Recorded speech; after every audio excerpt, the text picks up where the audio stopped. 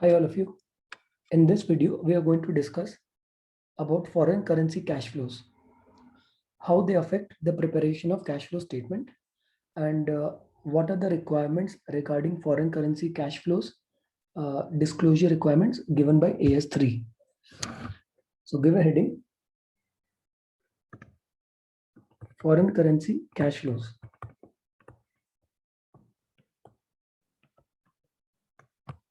Or foreign currency items.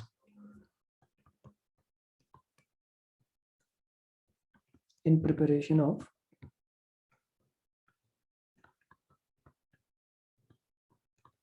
cash flow statement.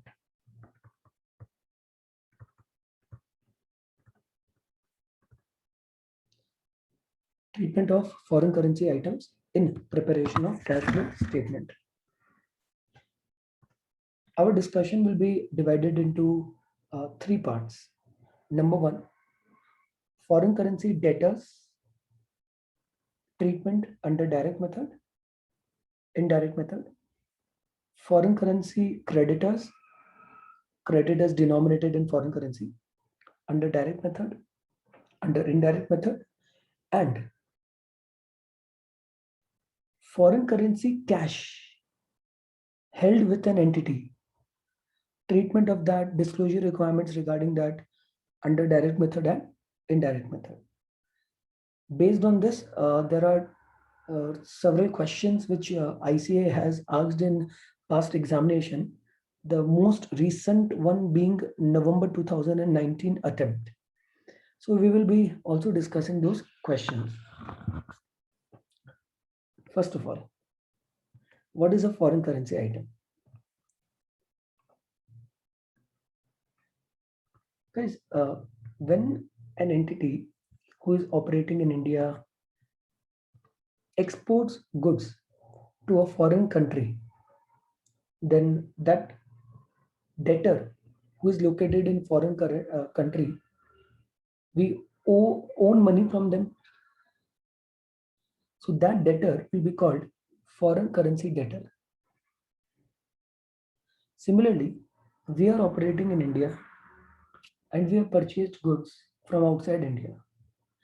So we have to pay money to those creditors, to those people from whom we have bought goods from outside India. And if that amount is still unpaid at year end, then those creditors are called foreign currency denominated creditors. Similarly, if you have received some money in foreign currency and that money is lying in your foreign bank account, then it is called cash held by the entity in foreign currency. So foreign currency items basically refers to assets and liabilities with the entity, owned by the entity or owed by the entity in foreign currency. So let us discuss the effect of these transactions in preparation of cash flow statement. First, we'll discuss about debtor. Say, for example, one entity is there, X Limited.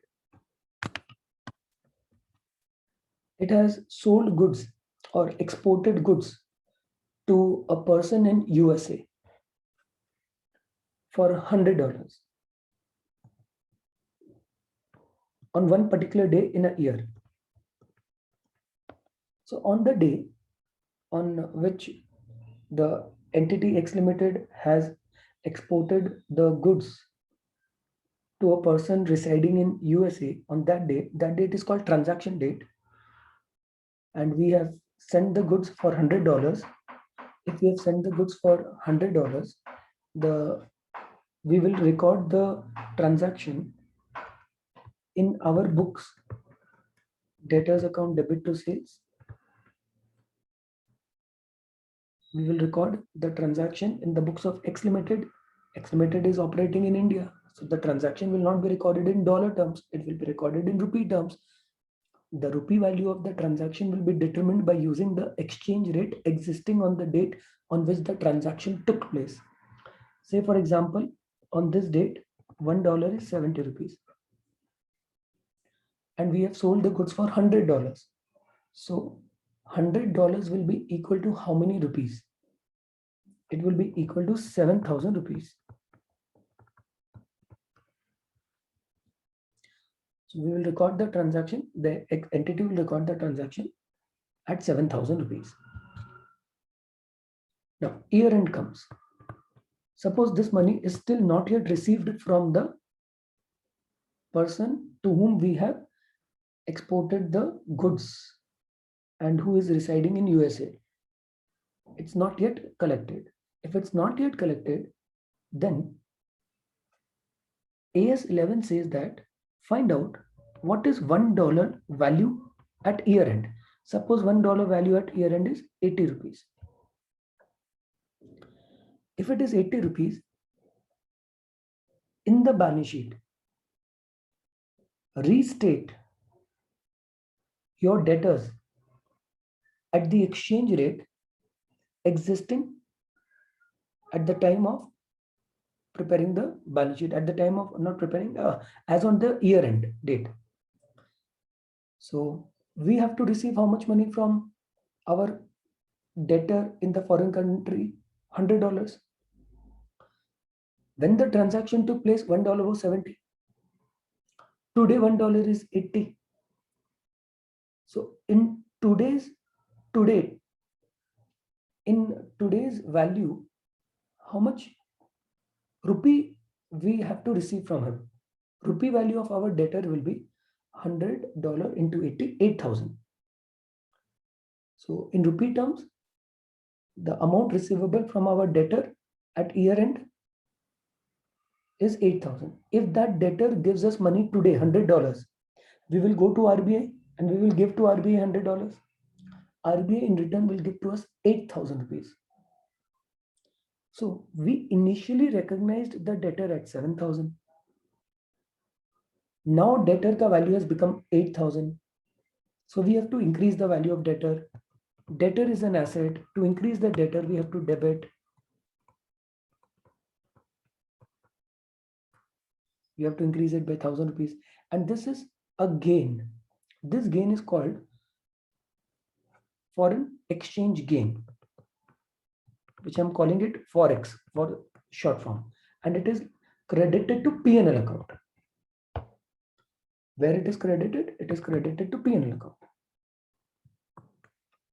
Now, when you will prepare annual report at year end, annual report will contain financial statements of the company.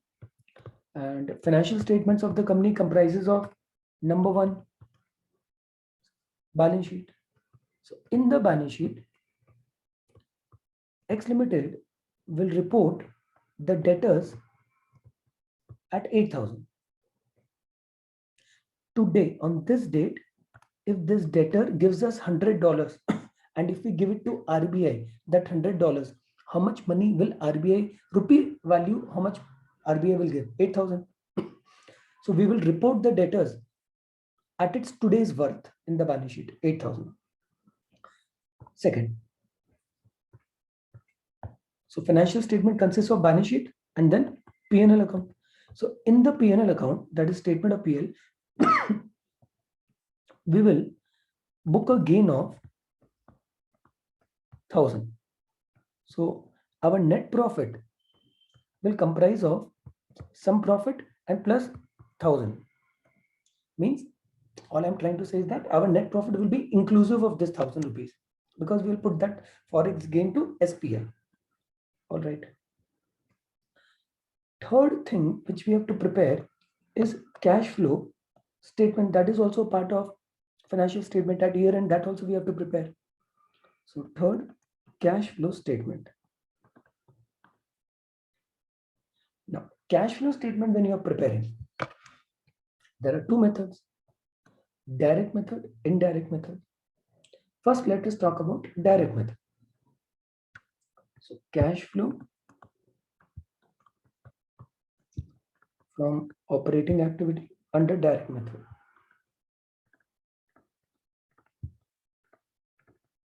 Now, under direct method, first item is cash collected from debtors. And how did we determine the cash collected from debtors? We determine the cash collected from debtors by preparing the debtors account. So we'll go to debtors account. There will be some opening balance of debtor. Then there will be some sales. Yes, sir. There will be some sales also.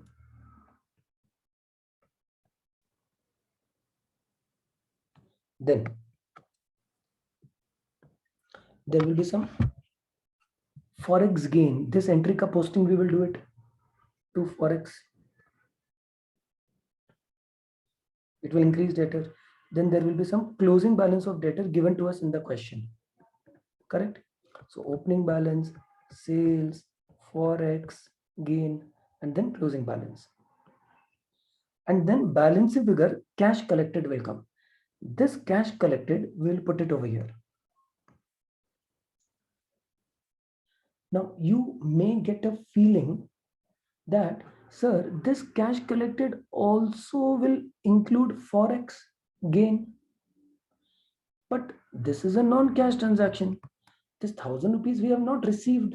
It is a notional gain. If today the debtors are realized, then we will receive 8,000. On the transaction date, we recorded the debtors at 7,000. So our debtors value have gone up. So we have made a profit of 1,000. This is a notional gain. This is not yet realized. So you will get a feeling, sir, if it is not realized, but then it will get included in cash because cash has come as a balance figure, sir. But it should not be included in cash, sir. Guys, it is not included in cash. Sir, how? Sir, if we add these three things and if we minus closing debtor, then only we'll get no cash collected. So in the balance figure of cash collected, this 1,000 will come up. No, I will tell you, it will get nullified. This 1,000 is there on the debit side also. And this 1,000 is there in the closing balance of debtor also. Because when we passed this entry, our closing balance of debtor would have increased. So our closing balance of debtor also include from 7,000. Now the debtor will become 8,000. No. So the closing balance of debtor will be inclusive of 1,000. So that 1,000 is there on the debit side also, 1,000 is there on the credit side also. It has a nullifying effect. So collection from debtors does not include that unrealized gain of 1,000. Hence, under direct method, ignore forex gain. Just all you have to do is that in the debtors account, you write to forex gain. Automatically, the cash collected from debtors, which will come as a balance figure, will not be inclusive of this unrealized gain. This is what is the treatment of forex gain under direct method. All you have to do is that in debtors account, put forex gain on the debit side. And then balance figure cash will automatically be without that unrealized gain because forex gain is also included in the closing debtor. So it gets nullified. Fine. Sir, what about indirect method?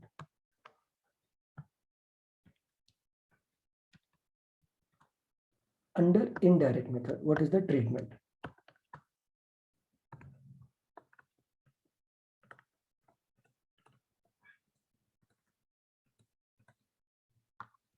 What is step number one? If you remember, step number one was net profit before tax. So we start with this net profit before tax.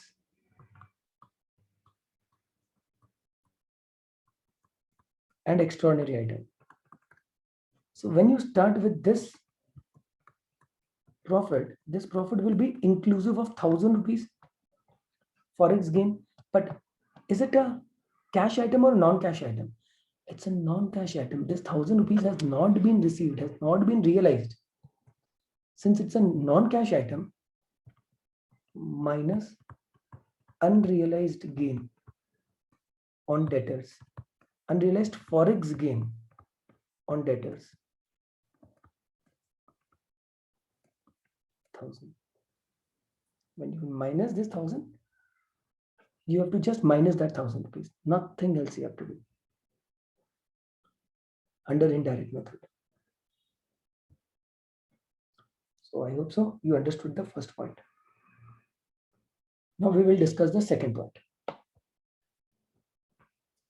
I told you we will divide our discussion into 3 parts. But before we start discussing the second point, a quick recap. We are discussing a topic called foreign currency, treatment of foreign currency items in the preparation of cash flow statement. Sometimes an entity which is operating in India may have transactions in foreign currencies instead of only having the transaction in rupees. The entity might be selling goods or exporting goods to another country, importing goods from another country. So when it is selling goods to another country, it has to receive money in foreign currency, say dollars. When it is importing goods from another country, it has to pay money, say in dollars. So on the date when the transaction takes place, we record the transaction at the exchange rate because we are located in India. In our books of accounts, the transaction will be recorded in the domestic currency existing in our country. In our country, the domestic currency is rupees. So we can't record the transaction at $100. No, in our books, in the journal entry, we can't write in the amount column dollars. We have to write in rupees. So we will convert that dollar value of the transaction into Indian rupees by using the exchange rate existing on the date of transaction. Now, if at year end that debtor remains unrealized or that creditor remains unpaid, then we have to restate that debtor creditor to the exchange rate existing on the balance sheet date. So whatever is the exchange rate existing on the balance sheet date, you have to bring your debtor to that rate. The difference is called forex gain or forex loss, which is put to the P&L account. And that forex gain or loss comes in SPL. The debtor and creditor comes at restated figure in the face of balance sheet, on the face of balance sheet. But we are not bothered about those two things. We are bothered about only what will be the effect in the preparation of cash flow statement. If you are following direct method, no effect at all.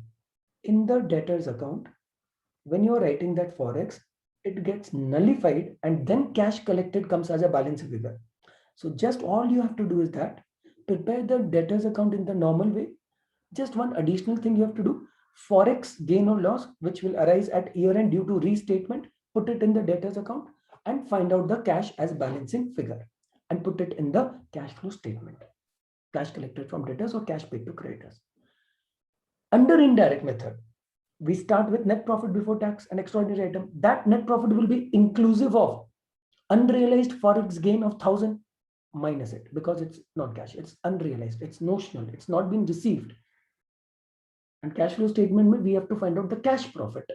So anything which is not received in cash, minus it. Second discussion, creditor.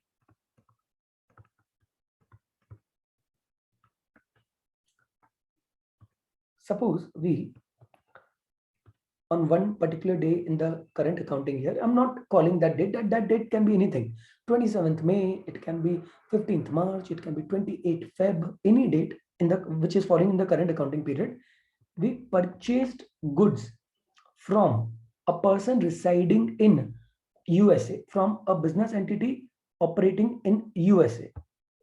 So when you purchase goods from them and imported into India, on the date of transaction, we will record the journal entry using the rate of exchange existing on the date of transaction. Suppose on this date, $1 was equal to rupees 70. I'm giving the same example. $1 was equal to rupees 70. And suppose we purchased goods for $100. So $100 worth will be,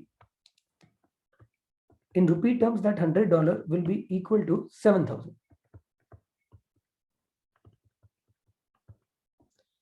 So we will initially, on the date of transaction, record the transaction at 7,000. Now comes year end.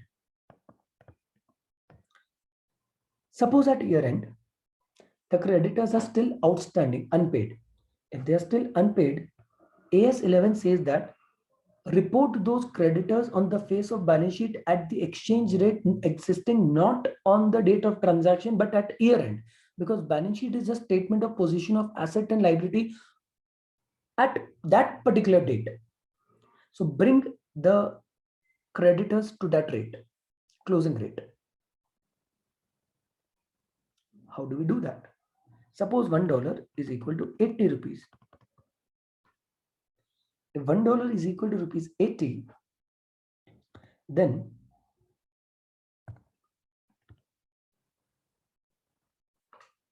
today if you have to pay to the creditor, you need $100. From where will you get that $100? RBI. If you go to RBI and ask from RBI $100, RBI will ask from you in rupee terms 8,000 rupees. So your liability, which on the date of transaction, if settled, would have resulted in a cash outflow of 7,000 rupees. Now that liability has come up to 8,000 today. If today you settle it, due to unfavorable fluctuation in foreign currency. So your liability has gone up. It's a loss for you. So you book that loss. That loss has arisen due to fluctuation in foreign currency rates. So we call it forex loss, foreign currency exchange loss. Debit that loss of 1,000 rupees. From 7,000 now the liability has become 8,000 in rupee terms, and your liability has increased. So credit creditors account. This entry we will record at year end. As soon as you will pass this entry, the creditors account ledger will start showing a balance of 8,000. That is, today, if this liability is settled, how much rupee resources will be required to settle it? 8,000 rupees. All right. Then the entity will prepare annual report on this date. Annual report there are various statements, board of directors statements, and this, that, a letter from the chairman, a message from that fellow, this fellow. Many things are there in annual report. I have shown you in the class so many times. Number one, in annual report, one of the things is also financial statements, and financial statements comprises of PL, balance sheet, cash flow statement. So in the balance sheet, the creditors, of course, balance sheet is not prepared in T form. I'm just explaining. Creditors, company ka, it is not prepared in T form. Creditors will appear at 1,000, not 1,000, 8,000. And in SPL, statement of profit and loss account, sales and all will be there. Then expenses will be there. One of the expense loss will be forex loss.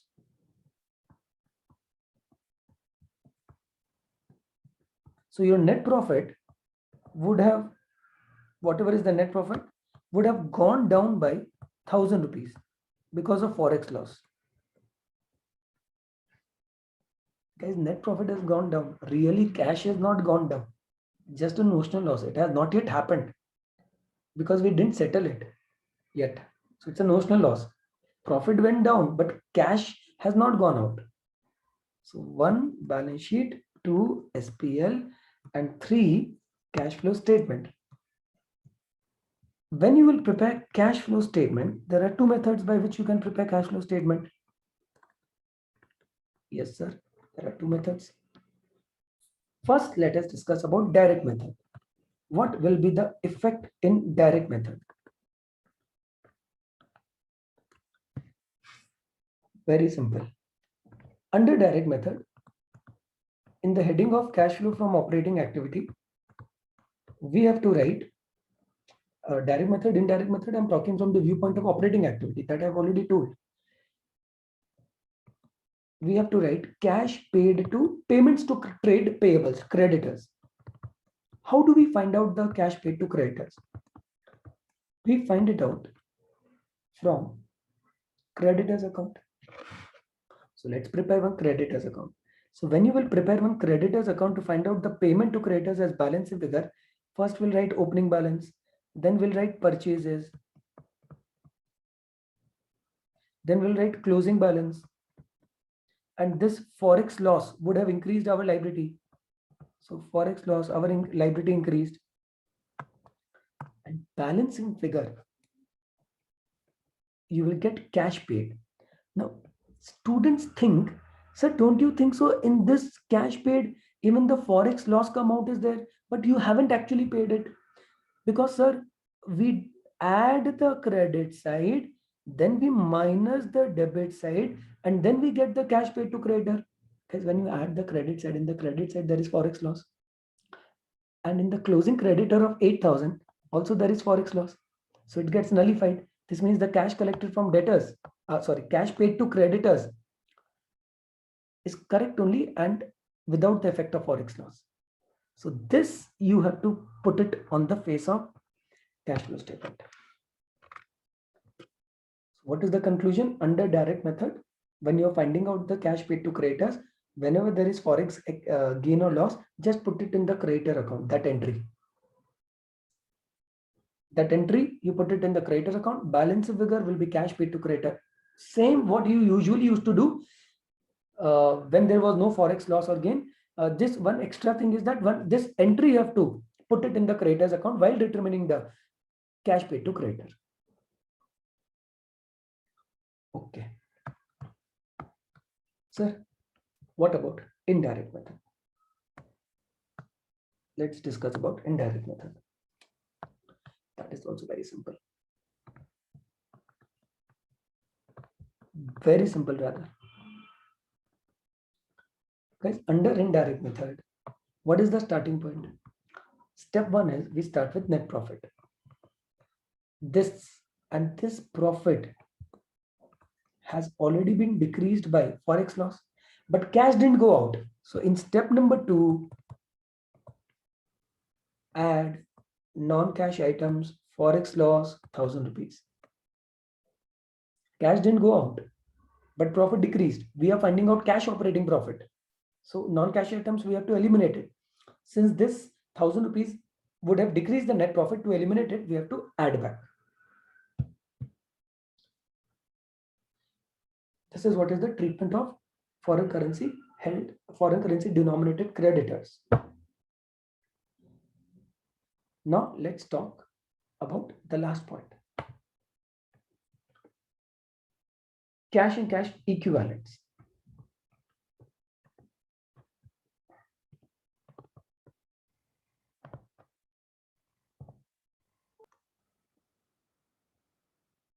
To understand cash and cash equivalents held in foreign currency, we'll take up one example. The way we did an example for the other two items. Now look at this example. X Limited had $100 at the beginning of the year. At the beginning of the year. So where is that $100? In bank account. So X Limited has a bank account in America, in Bank of America, and in that bank it has $100. All right, sir, it has $100. Okay. And suppose there was no other cash flow during the year. So opening balance in the bank account is $100 in the foreign country, and closing balance of cash in the bank is $100. Suppose year start में $1 was 70, and at year end $1 is equal to 75. They are asking how will it be presented in financial statements. Guys, financial statements consist of three things, more than three things, sorry. One is statement of P&L account, balance sheet, and cash flow statement. So what will be the effect of this in these three things? Although our name of the chapter is cash flow statement, but we are to understand the overall picture, we are discussing everything. First, at the beginning, you had $100. $1 at that time was 70 rupees. So rupee value of that $100 at the beginning was 7,000. Still that $100 was there in the bank account at year end also. At year end, if you convert that $100 into rupees, then you will get 7,500 rupees.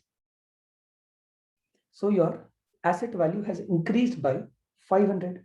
It's a gain. That gain we will put it to PL. So our PL our net profit will be inclusive of this 500 rupees. But it is unrealized gain. It's still in dollar only. We have not yet converted into rupees. So that 500 is still unrealized gain arising due to restatement of foreign currency held in due to restatement of cash held in foreign currency. So our net profit includes unrealized gain of 500. In the balance sheet, now comes the most important thing. In the balance sheet, we will show cash and cash equivalents at 7,500 at the restated amount. $100 into 75, because balance sheet is a statement of asset and liability on a particular day. On that day, that $100 rupee value is 7,500. So it should be reflected in the balance sheet at 7,500. Now cash flow statement. Let's talk about cash flow statement.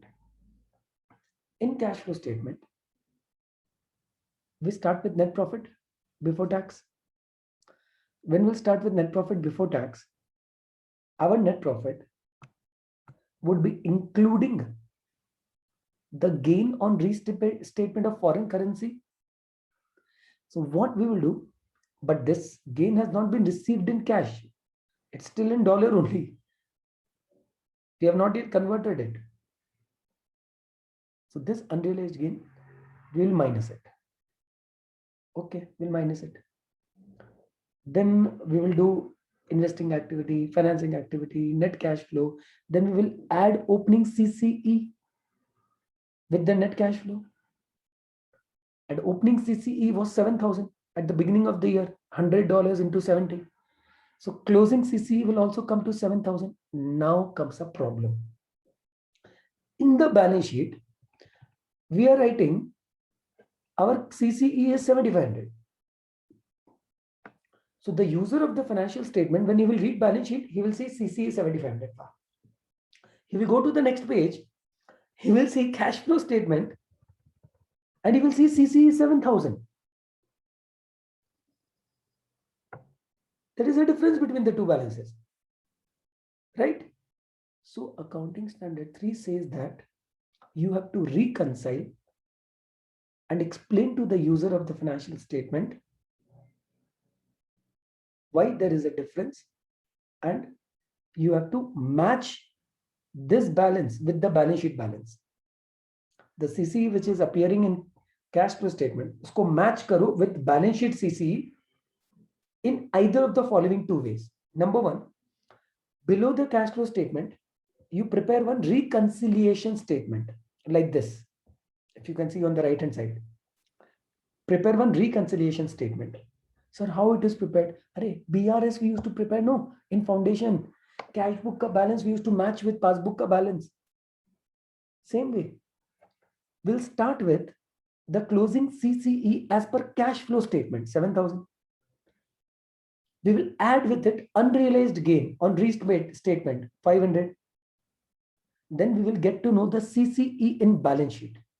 So this statement, this additional statement would be shown below cash flow statement and would serve as a explanation to the user of the financial statement that, okay, this is the reason there is a difference between the CCE reported in balance sheet and CCE reported in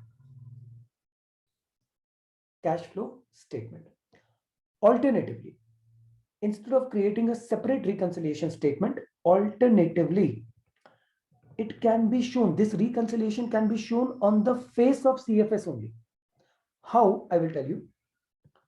First, cash flow from operating activity, start with profit minus 500 unrealized gain. Then you will get cash flow from operating activity, net cash flow from operating activity, investing activity, financing activity, net cash flows. Then you will add opening CCE. Then what you do? You will get closing CCE. Instead of directly writing closing CCE, here only you write unrealized exchange gain, add. Again, add back this. First, we removed it because cash doesn't go out, but it is included in net profit. So we removed it. Again, later at the end, add it. Present separately, not under any activity. You may say, so then better no, we will not even remove it also. Automatically, directly answer will come 7,500. No, then disclosure will not be possible. So for separate visibility, first we removed it. Later, again add this unrealized exchange gain. Then you will get CCE as per balance sheet. This is CCE as per balance sheet, and it will match with balance sheet.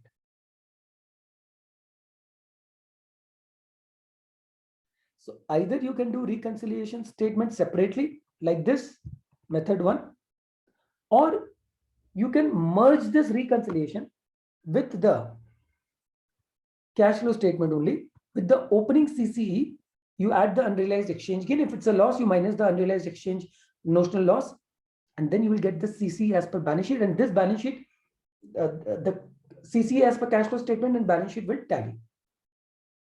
So there will be no confusion in the minds of the readers of the financial statement. Okay, what is the conclusion of this discussion? I will dictate. This is the conclusion. That's it. This is what you have to remember for examination purpose.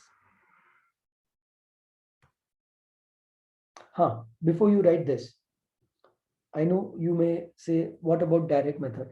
Direct method also, CCE, same thing, reconciliation we have to do, nothing else. Same thing, operating activity means nothing, no effect in operating activity.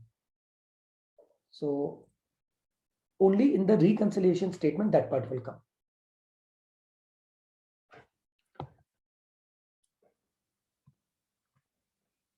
So under direct method also, same effect for CCE.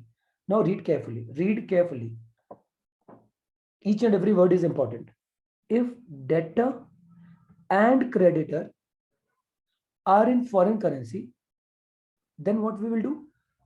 The unrealized exchange gain and loss is removed from PBT in operating activity. This is actually the answer for indirect method.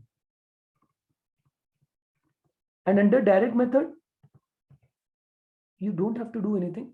Just please kindly post the entry for forex gain and forex loss in the debtor and creditor account. Automatically, the cash collected and cash paid will come correct. Next, most important thing now. But if the item is not debtor and creditor, but if it is cash, then the rules are different. If cash are in foreign currency, then we have to do two things. What are those two things? First, remove the unrealized gain or loss from PBT. At the beginning, the cash was 7,000. At the end, the cash is 7,500. So there is a gain of 500, which we would have put it to PL. Remove it in PL and prepare reconciliation statement, either within or outside.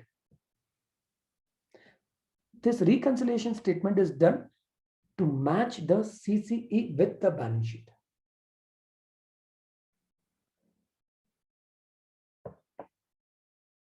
So if debtor and creditor are there, only one thing.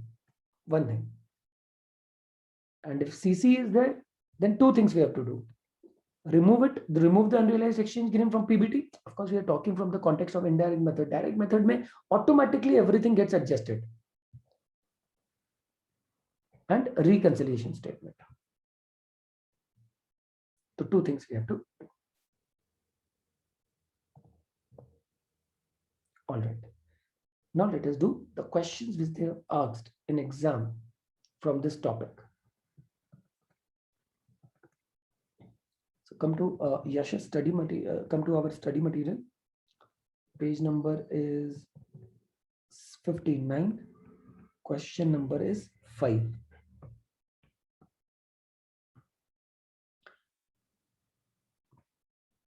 Ruby Exports is the name of the company.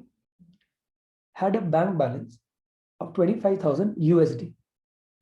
So we are having a bank account in a foreign country, and in that we have $25,000, and that $25,000 ka rupee value is 16,76,250 using the exchange rate when we received the dollars. All right. Now, on the balance sheet date, the closing rate of exchange is 67.80. So guys, the dollar rate has gone up by 75 paise. So in the balance sheet, this $25,000 co, we have to report at the exchange rate existing at year end. So when we received the dollars, that date, the exchange rate was different. At year end, the exchange rate is different. But balance sheet may, on the face of balance sheet, we will report this asset at the exchange rate on the balance sheet date. Because it is a balance sheet is a position of asset and liability on a particular day. So when we received dollar, that time it was 67.05.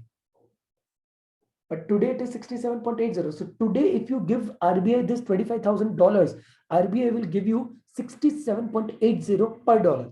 They will give you more money. So it's a gain. That gain would have gone to PL. Minus it from PL under indirect method, because it is actually a non-cash item.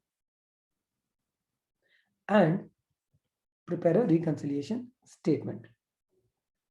Prepare a reconciliation statement.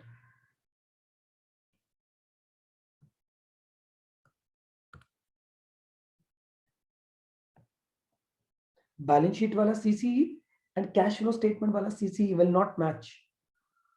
So reconcile it, which we discussed. So this is a theory kind of question they ask in exam, and I have given you the suggested answer. Okay, next. Question number 6 was asked in November 2019 attempt. From the following information of XYZ Limited, calculate cash and cash equivalents. What are they asking? Not cash flow statement, not operating activity, not financing activity, not investing activity. They are asking us to calculate cash and cash equivalent. Chartered accountants, do you remember the definition of cash and cash equivalents? Cash includes cash in hand, balance with bank, savings account, current account, not FD. Cash equivalent means highly liquid investments which can be readily converted into known amount of cash with insignificant risk of change in value. And we don't write over here investment in equity shares, gold, silver, because their value fluctuates a lot. But and short period means 3 months. So that we discussed in the main class. So cash plus cash equivalent will give you the total of CCE as on 31st March 19. First, balance as per bank statement, passbook. Guys, cash flow statement is nothing but cash book. So the balance as per passbook will not work. Balance as per cash book will work. So first find out the balance as per cash book. How to find it out? Simple. As per passbook, the balance is 25,000. Check issued. Check issued means we made some payment by check. So when we would have made the payment by check, we would have recorded this entry in the cash book. So our cash balance would have gone down. But the person to whom we gave this check has not yet withdrawn the money from our bank. So this transaction of payment is not recorded in the bank books. So as per bank books, our bank balance is high. So to find out the cash book balance, we have to minus this 15,000. Then we'll get to know the correct bank balance as per cash book. They gave us bank balance as per passbook. We need bank balance as per cash book because cash flow statement is cash book. 15,000 ka check we issued. We made some payment by check. It has not yet been recorded in the bank books. So the bank balance as per bank books is more. But in our cash book, though, we have recorded this entry when we issued the check. So our cash book balance is less. So to find out the cash book balance, we have to reduce the bank book balance by 15,000. All right. Then short-term investment. I'm assuming that this short-term investment is for a period of up to 3 months. But sir, doesn't matter what you assume. Please read the suffix also. In equity shares, can investment in equity shares, even if for a period of up to 3 months, be treated as cash equivalent? No. We discussed this in the main class. So this will not be part of cash equivalent. Ignore it.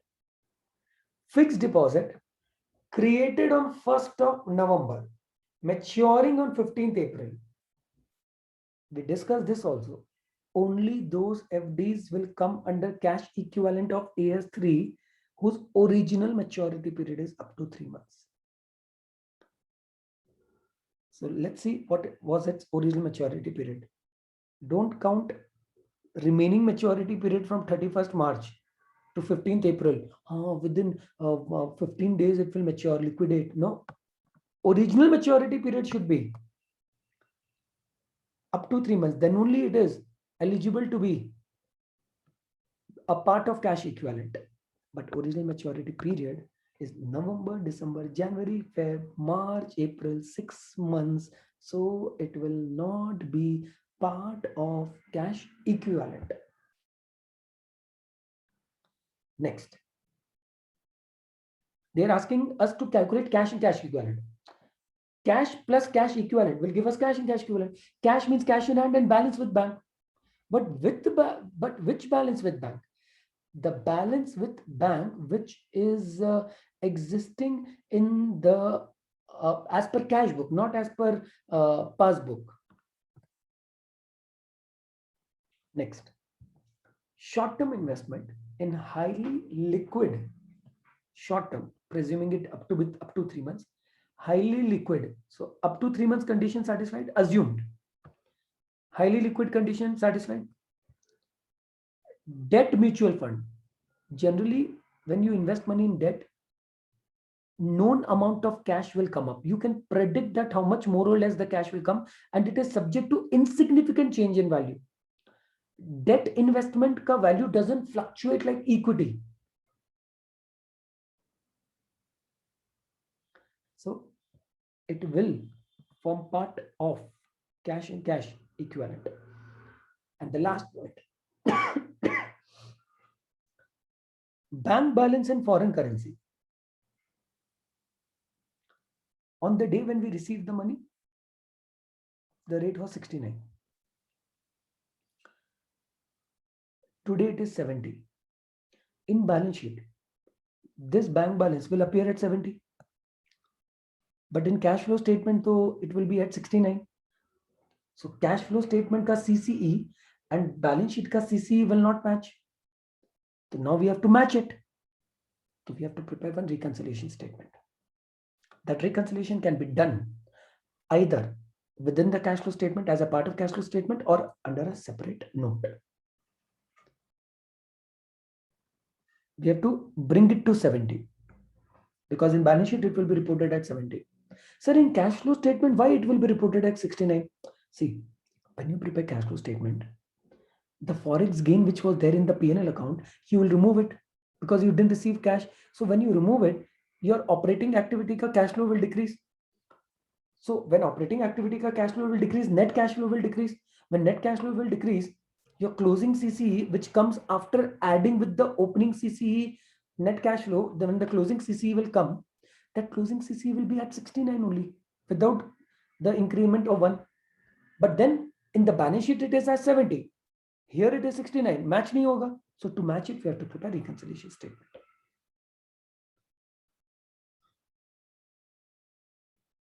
All right, sir. Let's start with the solution. Question number 6.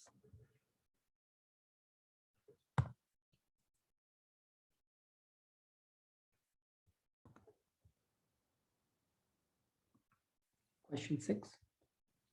Let's see, computation of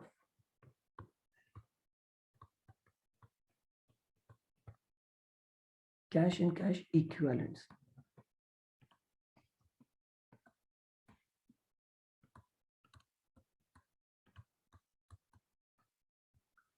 As on 31st March 2019. In front of you, the question is already there. I have also the question number 1. Cash balance with bank.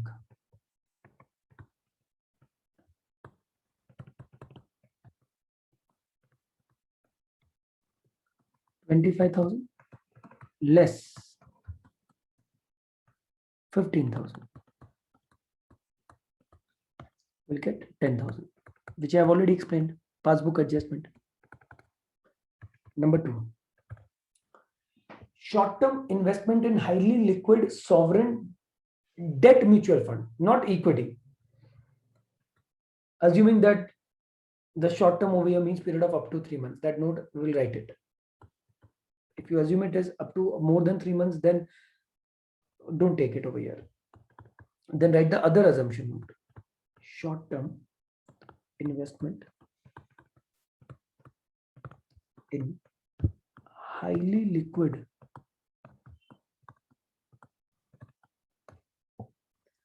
sovereign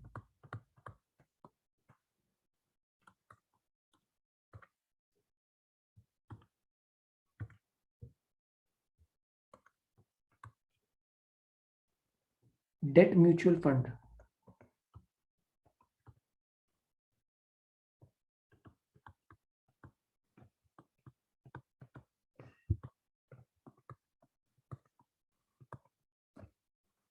$1 lakh.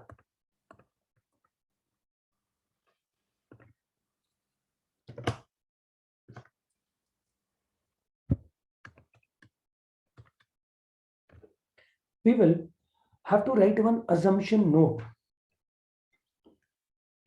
At the end, you can write, or over here also you can write, assuming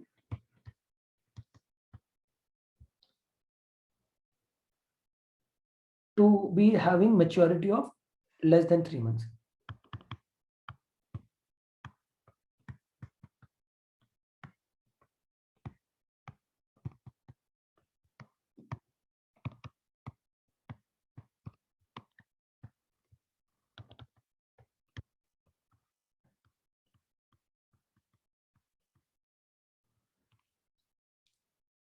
Next, number 3. Bank balance in foreign currency.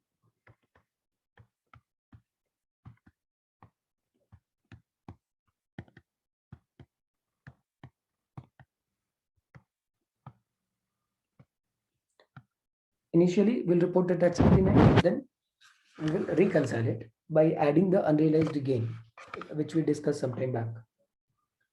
It is $1,000 into 69,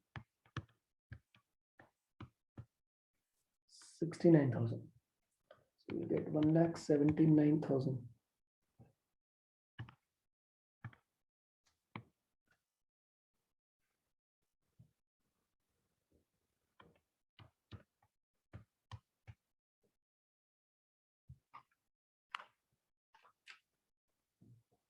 Yes, and then what you can do, this is called reconciliation. I'm doing it over here only. Add unrealized.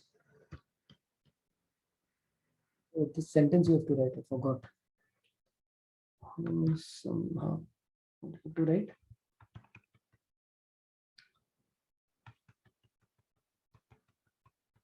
One second. Unrealized gain on CCE restatement. Unrealized gain on CCE restatement.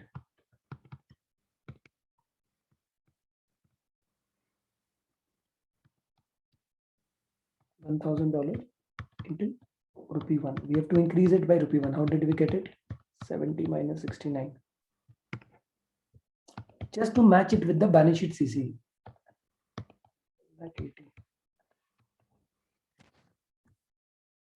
CCE as per balance sheet.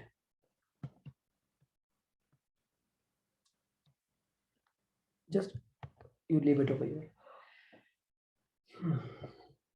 Now you may say, sir, in Schedule 3, FD is a part of CCE. So this CCE and that CCE will not match.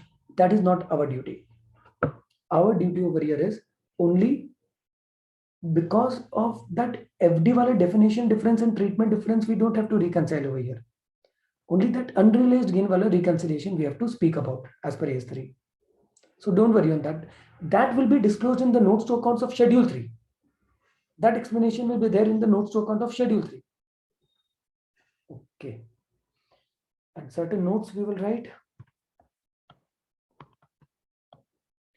Note number 1, short-term investment in equity shares.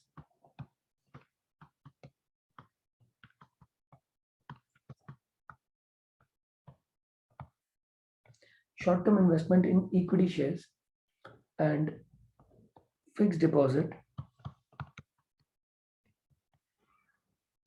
These two are the two things now. Will not be considered as a part of CCE.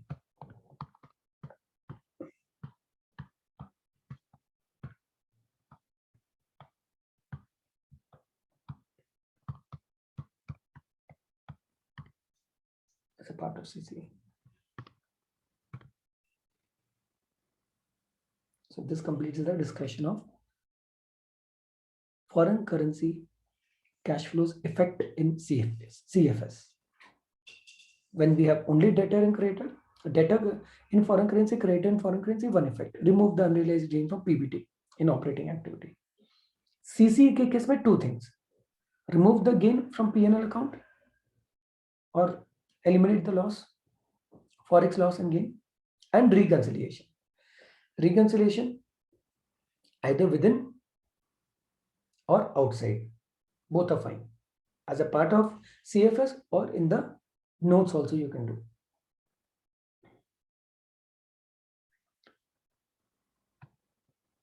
Thank you.